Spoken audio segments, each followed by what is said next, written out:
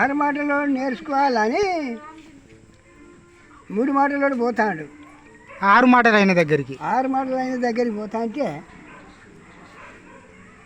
6 మాటలోని కొడుకు మూడు బదట్ల కూర్చున్నాడు. 3 కలిసే బదట్ల కూర్చున్నాడు. కూర్చుంటే పోయా ఈ 6 మాటలోని ఇల్లు ఆడున్నదయ్యా, నేనే బాటలు తగ్గిపోతానే ముడి పెడతానా, నాకే అట్టొస్తుంది, నన్ను అడుగుతానే పో ఆడిపో అని అన్నాడు. పోయటానికి ఇంటికి పోయటానికే వాని పిల్లం మంచం వేసి ఉండేది, ఇనుప మంచం. అది పొద్దుపోయింది. దాని మొగడేమో చొప్పదోడ పోయిండు 6 మాటలోడు. ఇక ఇది ఏం చేసింది, అరే వీళ్ళిద్దరు వచ్చి ఏందయ్యా వచ్చినామంటే 6 మాటలైన దగ్గర నేర్చుకుందామని వచ్చినాము, మాకు 3 మాటలే వస్తాయి, 6 మాటలు నేర్చుకుందామని వచ్చినామా అని అంటే, అయితే కానీ మీరిద్దరు బట్టి మంచం లేబట్టి గడిపెట్టుదయ్యాను. ఇద్దరు బట్టినా మంచం లేస్తలేదు.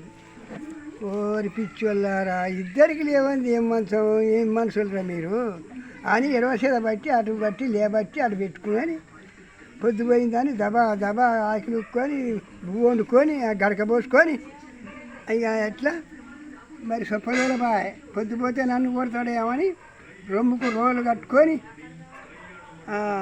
రోకల బండ పట్టుకొని సద్దిని ఎత్తిన పెట్టుకొని అయ్య రా తీసుకపోతారా నా మగన్ దగ్గరికి అని నూరుకుంటా కారం నూరుకుంటా ఇది పోతాను.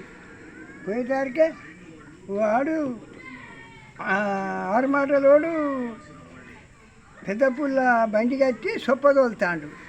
ఇక్కడ నుండి వాళ్ళు చూసిండ్రు, అమ్మో ఇక మేము బతకము ఆడికి వచ్చాము, ఇక మేము ఉండమని చెప్పి ఆ నుంచి మరి రాజుదేమో వచ్చారు.